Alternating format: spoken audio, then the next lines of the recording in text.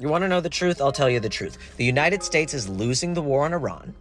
There are far more US soldiers that have died than the administration is admitting. We're talking, it's in the hundreds. A significant number of US bases across the Gulf nations have not just been damaged, but been functionally destroyed.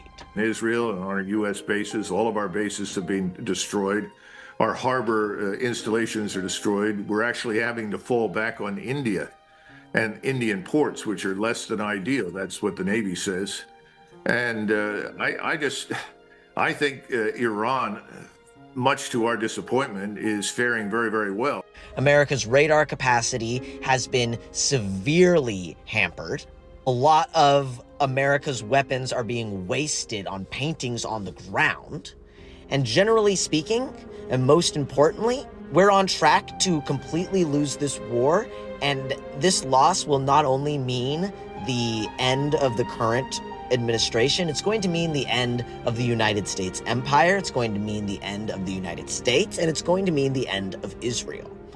Unfortunately, many people in the global south, many people in Western Asia are going to be made to suffer by the tantrums being thrown by these two powers who express their discontent via mass death against typically civilian populations. That will be what we as humanity have to experience, and it's going to be wretched, and that's why we have to be committed in fighting fascism and imperialism. That's why we have to be committed to fighting colonialism and capitalism, okay? We can't skip any of these battles, but it is important to note that what we are watching is the end of this horrifying 500-600 year project. The war with Iran is the death throes of this entire world order. The entire system is coming crashing down. The United States will not survive this war. It will not. I don't think people realize what's coming. And when that collapse happens, whatever shape it takes for the United States, that will mean that Israel will then be isolated because they've burned all their other bridges. And I'm not just talking about military and defense. I'm talking about having any kind of functioning economy. You know, we talk a lot about military conflicts and resistance, but Israel is already in collapse from an economic standpoint because of civilians like you and me engaged in boycotts. Those boycotts and divestment movements have crippled the Israeli economy, and that's why it's completely dependent on the US taxpayer. So once they lose that lifeline, economically and militarily, they will have no capacity to continue existing logistically. This is an existential miscalculation for Israel and the United States. And unfortunately, these are countries that are going to drag a lot of humanity down with them. And it's our responsibility and duty to stand up to that and fight against that as much as we can and ensure humanity survives and a better world survives. And we follow this up by not following the mistakes of the past. But just know right now, I know it's hard reading the news. I know a lot of these things are horrifying, and many innocent people are going to be hurt and killed by this oppressive Axis movement, the US-Israeli Axis powers. But just know that this is the final act, and they are losing. And when they lose this one, it's it. They're over. The third stone, D. Dominion. December 19th, 2025. President Trump signs a presidential memorandum titled, Winning the 6G Race. I want to read you the exact language from the official White House document. This is not commentary. This is not interpretation. This is the signed memorandum from whitehouse.gov. 6G will play a pivotal role in the development and adoption of emerging technologies like artificial intelligence, robotics, and implantable technologies. Implantable technologies, named directly in the official presidential memorandum as the target application for 6G networks. January 9th, 2026. The FCC authorizes 15,000 Starlink satellites. SpaceX is ultimately targeting nearly 30,000. There are already over 9,000 in orbit today. New V3 satellites launching in 2026 are capable of 1 terabit per second each. SpaceX is moving toward hourly launches. CPUs are being sent to space. No location on Earth will be outside the signal. And then there is the Board of Peace. January 22, 2026. At the World Economic Forum in Davos, President Trump formally launches the Board of Peace. 25 nations signed the charter. The United Nations Security Council had already authorized it by resolution in November 2025. The charter designates Trump as chairman for life. Trump himself said at the inaugural meeting, "The Board of Peace is going to almost be looking over the United Nations and making sure it runs properly. Above the UN, one chairman for life." By February 19th, the first full summit, the US pledged $10 billion. 9 member nations pledged $7 billion more. A military base is being built in southern Gaza right now. 350 acres, 26 armored watchtowers.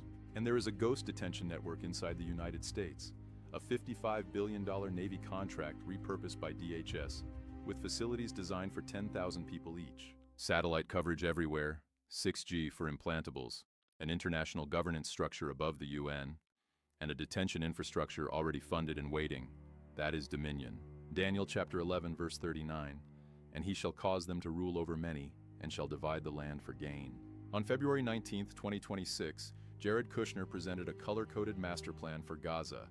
AI-generated images of glass towers, marinas, data centers, coastal resorts. One of the executive board members, Mark Rowan, said, "The coastline alone is $50 billion of value on a conservative basis. It just needs to be unlocked." Trump himself has said, "I'm a real estate person at heart, and it's all about location. Look at this beautiful piece of property." The plan divides Gaza into zones: coastal tourism, industrial complexes, data centers, residential towers. No Palestinians on the board, no mention of Palestinian statehood, no mention of land rights, no mention of sovereignty, the land divided for gain, on record. Daniel 9:27. "And he shall confirm the covenant with many," not 2 parties. Many. The Board of Peace launched with 25 nations. Revelation 17. "The 10 horns are 10 kings, receive power as kings 1 hour with the beast. These have one mind, and shall give their power and strength unto the beast." The Board of Peace has an inner structure, a board within the board. 7 executive members appointed by Trump. The architecture of 10 kings is not metaphor. Revelation 13. "And he causeth all, both small and great, to receive a mark in their right hand, or in their foreheads, and that no man might buy or sell, save he that had the mark." Biological qubits encoded in living cells, Neuralink in mass production, quantum particles crossing the blood-brain barrier, 6G officially designated for implantable technologies, the Genesis mission connecting all data, Starlink reaching every location on Earth. Every technical component exists in the public record. The machine is not coming together. It is already together. God showed me 3 stone letters before the world announced the foundation. Vision first, research second. The research matched. If you are watching this and you do not know Jesus, this is not information to be afraid of. This is a reason to decide. The church does not escape the furnace by running. Shadrach, Meshach, and Abednego did not run from the fire. They stood in it, and the fire could not find them. That is the covenant. That is the seal. Not geography, identity. Whose name is written on you?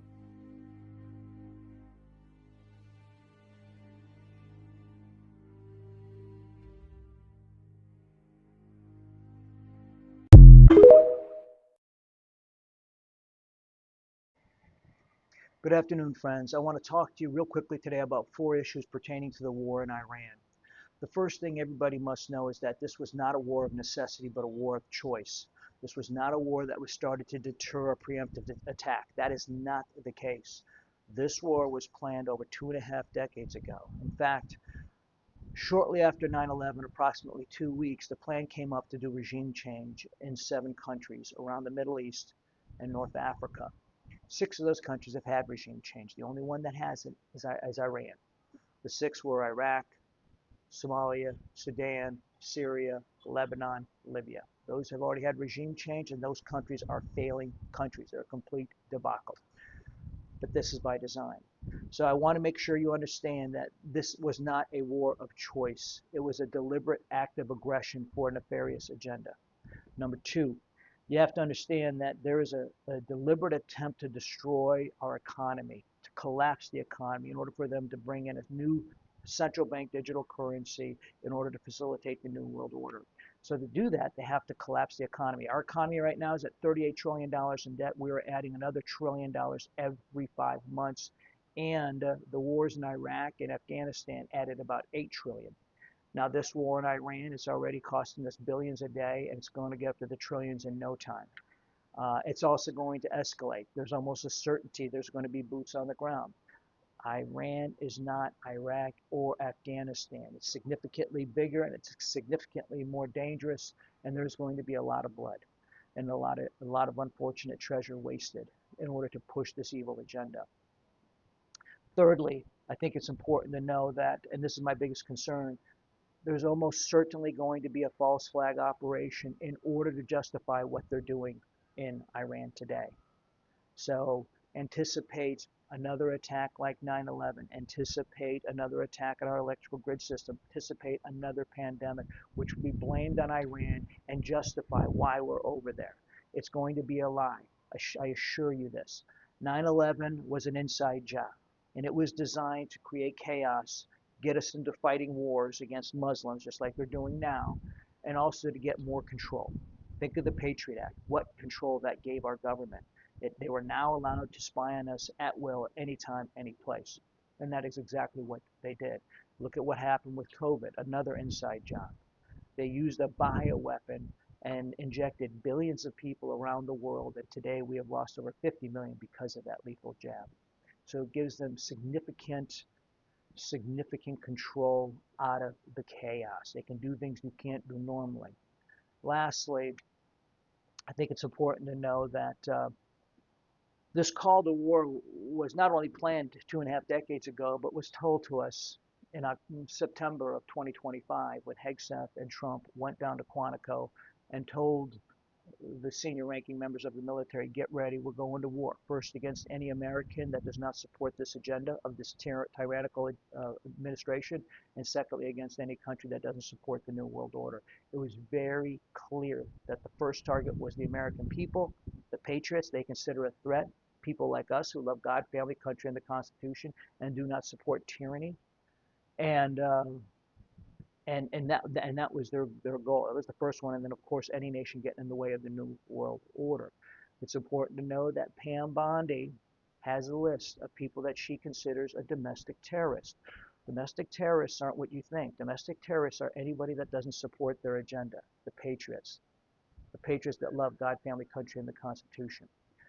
In conjunction with that, Trump just pushed $38 billion bill to build infrastructure for detention facilities. And they're using warehouses, large warehouses, similar to what you'd find in a database or a distribution plant or a manufacturing plant. But they're reconfiguring these things so that they can detain illegals they're getting ready to deport. I'm here to tell you, this is not for detaining, this is not for illegals that they're getting ready to deport. This is for people that are not supporting the agenda. Things are going to get considerably more dangerous, especially as we get closer to the election in November. And I pray I'm wrong, but I don't think I am. But there will be an attempt to suppress and detain anybody that's getting in the way of this agenda. So I want you to all to be aware of this, to plan accordingly. Let's pray I'm wrong, but be prepared just in case I'm not. I write about this at length on my Substack, Larry Kafish at Substack.com, and I just pushed a large piece on the Iran war, which I encourage you all to read. Thank you so much for your time, and God bless.